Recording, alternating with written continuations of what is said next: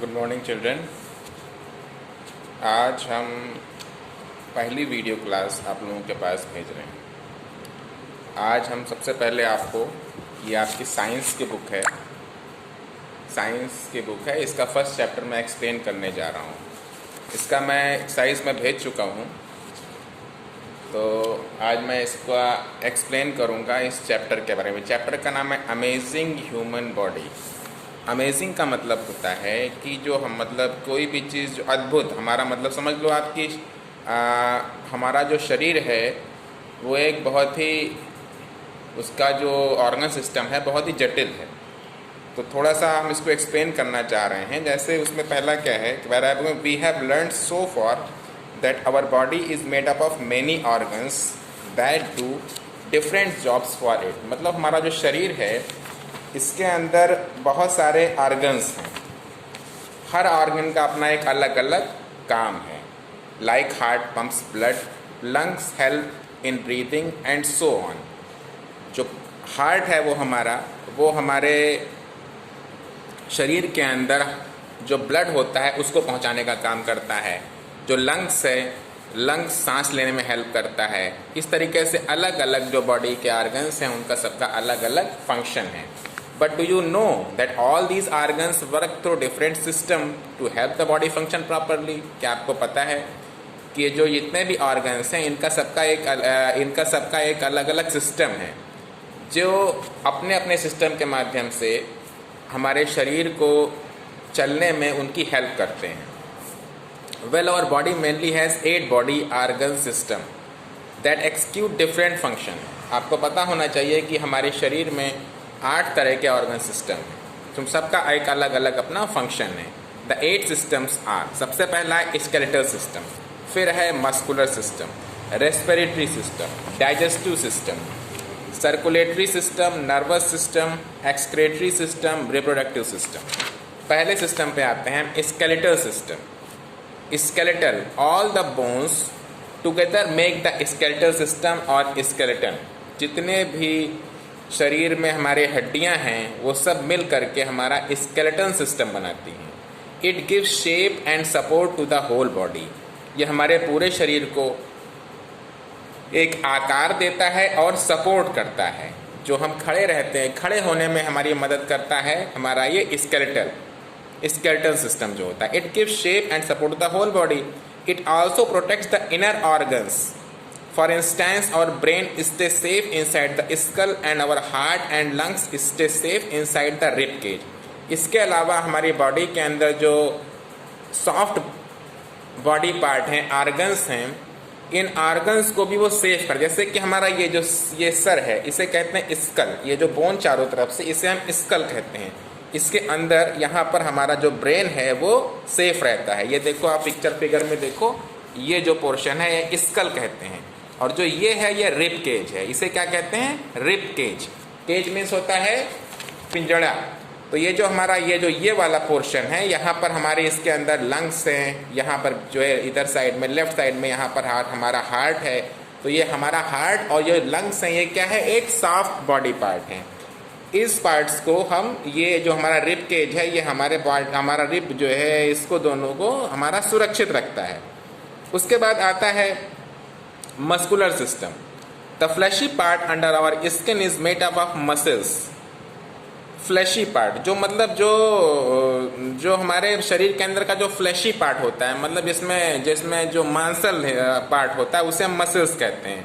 All the muscles together form the muscular system. सारे muscles मिल करके मस्कुलर सिस्टम बनाते हैं।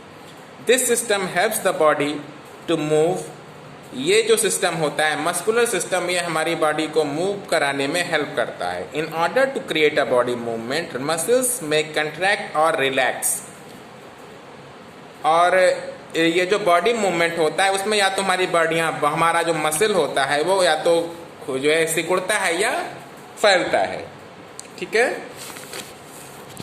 फिर इसमें है, अगला आता है उसके बाद respiratory system. Respiratory system consist of nose, wind pipe and lungs. जो रेस्पिरेटरी मतलब होता है जो हमारी सांस लेने में हमारी मदद करता है। किस मदद करता है?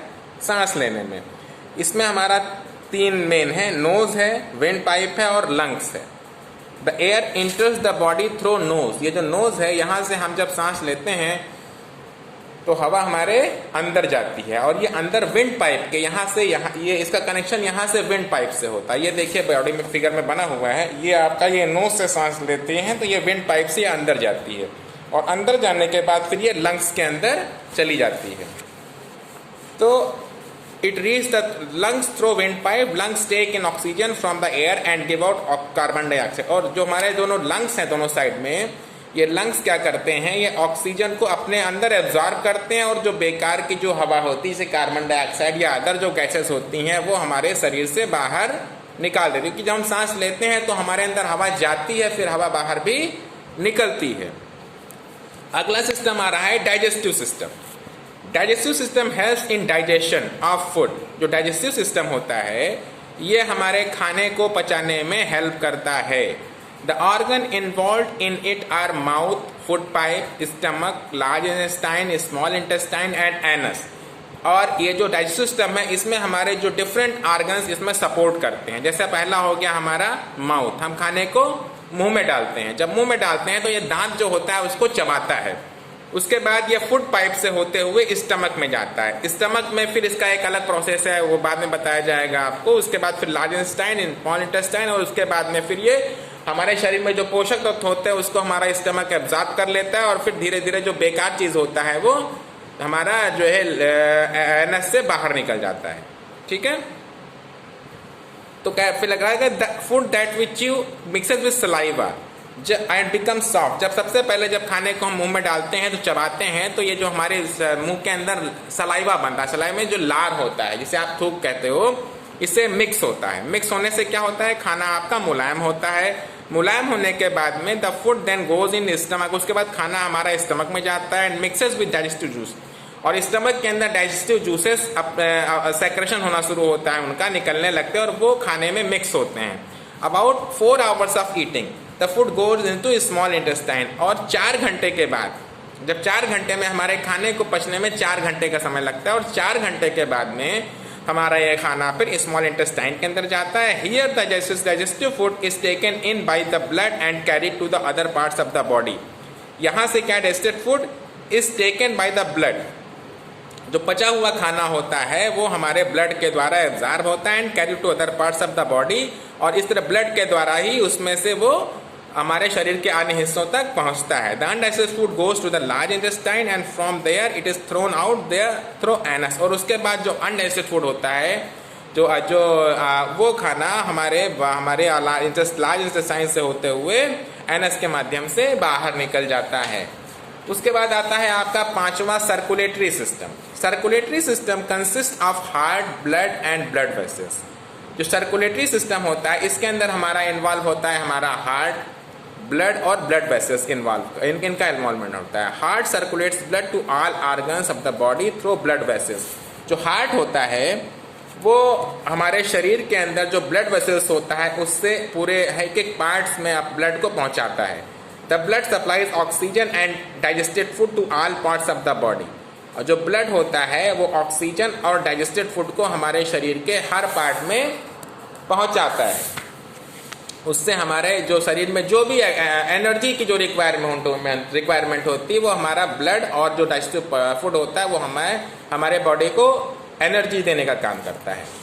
अब अगला आ रहा है nervous system. Nervous system consist of brain, spinal cord and nerves. जो नर्वस सिस्टम होता है उसमें आपका ब्रेन, स्पाइनल कार्ड और नर्व्स, इतनी चीज़ों का इन्वॉल्वमेंट होता है। The main function of the nervous system is to control all the body functions।